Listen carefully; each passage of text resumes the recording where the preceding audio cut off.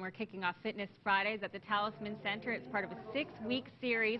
Mike said he was very busy on the treadmill. Okay, you're doing squats, so looking good, looking stable. I'm doing a personal training session here, and yeah, they're already putting me to work here this morning doing squats here. Okay, let's be real, Mike. How many Christmas bonbons do you need to be working off here this morning?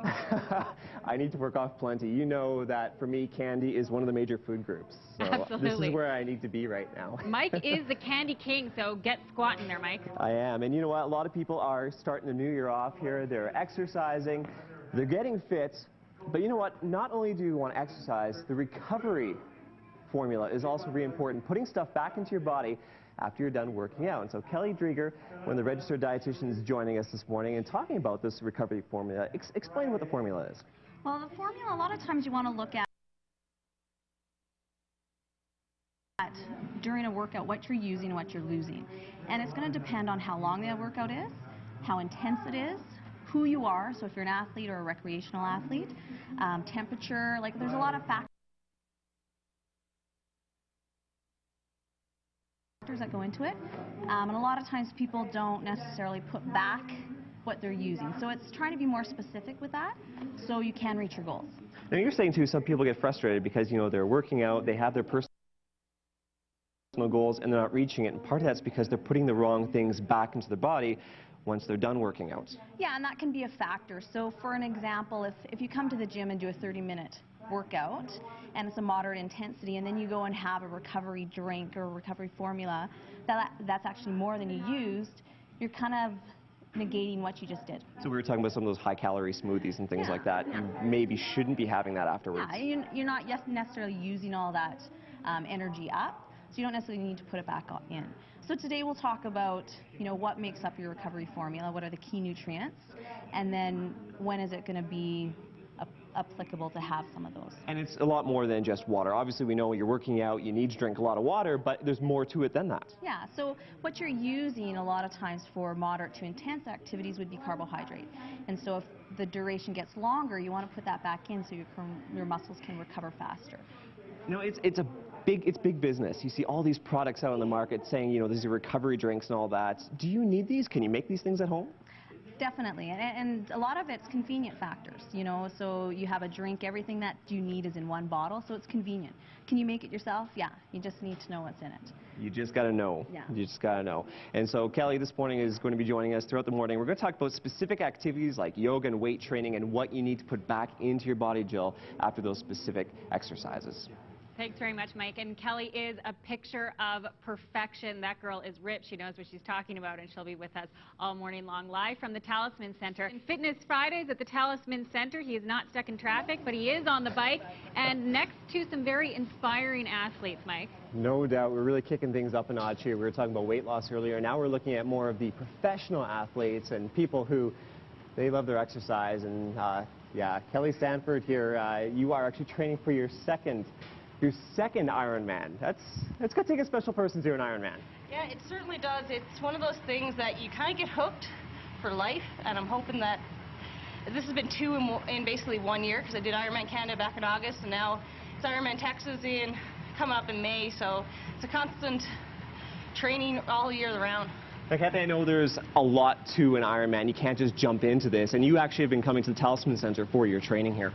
I've been coming to Talisman through the Tri Club for about 3.5 years now. So I started with some sprints and Olympic distance, and then I did a half Ironman. So first off, I did Calgary, and then I was like, all my friends were doing Ironman Canada, so let's step it up a notch. So why the Talisman? Why come here? What makes this program so specific? I like the flexibility. So I'm in the type of program that it's designed for my life, and it goes through my schedule and my needs. So if I can't, say, exercise on a Tuesday, I don't have that in my schedule. So that would be my rest day. So it's the flexibility that I like. And you need to exercise quite a bit. You were saying now that you've exercised how much in a week? Right now I'm up to 14 hours because May is not that far away. Yeah. So I'm basically coming into May doing a lot of base work. So once we're then we'll slowly increase that over time until we peak And now we've been talking a little bit about the recovery formula all morning, and now when you're training as a professional athlete, that recovery is a little bit different than if you just want to lose a couple of pounds. Yeah, so with the Talisman, Kelly has actually helped me a lot with that, because after Ironman, I did have some issues because you're so used to having so many carbs. When I peaked at 25 hours, I was basically eating, I want to say, close to every 1-2 hours I was having snacks throughout the day. My lunches were huge. But after that, you just kind of, you have to slowly go back to your normal, I want to say normal life of living. So that's where Kelly came in and helped me with that. Because it's a lot more than just drinking water. You have to really balance carbs and proteins and things like that. And your salt intakes and your carbohydrates when you're actually out on the bike. And it's all compared to your sweat rates. And so it's just not sitting down and deciding how many calories you need. And obviously the people here at Talisman obviously are here to help you with that. Yeah, too. no, Kelly was great on all that stuff that she set down. So we did my sweat rates. We calculated actually how much water I needed. And then we calculated actually all the stuff that we needed throughout an Ironman. So every hour she had it broken down. There you go. So everyone here at Talisman can help you if you want to become a professional athlete like Kathy here and train for an Ironman.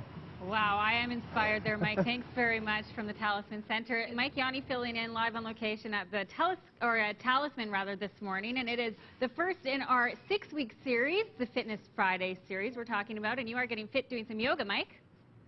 Yes, this is apparently called standing tree, or in my case, wobbly tree. My leg, actually, my foot is supposed to be up much higher. Yeah, can't do that. Obviously, yoga is very popular right now, but there are things you need to know to replenish the, the fluids afterwards. And Kelly Drager is joining me once again. Do we have to keep this pose? What is it? A lot of people are into yoga. What do you need to know when you're finished your yoga routine? What should you be putting back into your body with the recovery formula? Yeah, for yoga, again, it's the hydration is going to be key. So hydration to help kind of move things through and just rehydrate from the sweating that you did through the class. Now, of course, there is your typical yoga, but now a lot of people are into hot yoga, and hot yoga is very different on your body because the temperature in the room is much higher. What are your needs after hot yoga? Is it different than typical yoga? Yeah, I think the big thing there is the environment. So the environment, you're going to have a hotter room, the humidity is going to be a lot higher, so your body's going to be trying to cool itself a lot more. So you're going to be sweating that much more. So earlier we were talking about the sweat rate, and that's maybe where, trying to figure that out so you do hydrate appropriately after something like hot yoga where you're stretching your body in a hotter environment. So how do you calculate your sweat rate? How do you know how much water I need after I'm done yoga? Probably the easiest way to do it without, having to go to a lab or anything is just weighing yourself before you do your exercise. Do your exercise, dry yourself off, and then weigh yourself again. And the difference between those two weights would give you an idea of how much fluid you lost. Now let's say I lost a kilogram of fluid. Okay. What does that mean for me? How much water do I need to drink afterwards? So 1 kilogram would equal about 1 liter. So when you're looking at post, you want to kind of replace a little bit more because right after you're also going to be losing some through going to the bathroom, that kind of stuff. So after, making sure that you do drink that liter and then some.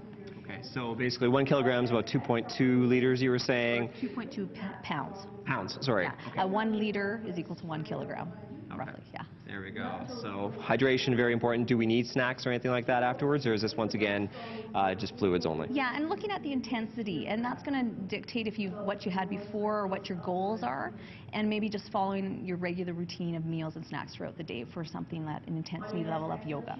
Right, okay, there you go. That's how you calculate your sweat rate and how much fluids you need after yoga. And Jill, I know you're into yoga, so maybe you already knew that. I don't know. Yeah, absolutely. Great tips this morning at the Talisman Center. Thanks very much, Mike. We're heading back to the Talisman Center now. Mike Yanni's been hanging out there all morning. It's a new thing we're doing on BT, Fitness Fridays. And Mike, you apparently were lifting, what, 250 pounds or something? At least. In fact, you know what? That's why I'm sitting down for this segment, because I lifted so much weights over the break. I need to take a little breather. I'm going to let Jeff do some lifting in the background there as we talk about recovery after weightlifting. And if you want to build some mass, it's totally different what your body needs after you're done working out. Yeah, I think if you're looking at building mass and size, you want to make sure that you are putting some additional nutrients in there, so the carbohydrate protein becomes really important. Carbohydrate for the energy that you use, protein for the building the muscle tissue. So some food choices, you know, chocolate milk's been touted as one of the best things. Yeah, you were saying chocolate milk can be your best friend if you're a weightlifter. So, you know, looking at the ingredients, it's basically because it has a good ratio of carbs to protein. It's not to say it's the only thing you need to use. You could use white milk with a piece of fruit to get the carbohydrate protein, you know, a Greek-style yogurt that has a bit more protein than some of the other yogurts with a carbohydrate just to give you that energy that you use through the workout. Now we're talking about Greek yogurt. Can you just pick up any yogurt? Should you go for the Greek because it has the more protein? Do you have to worry about sugars and things like that in some of the cheaper yogurts?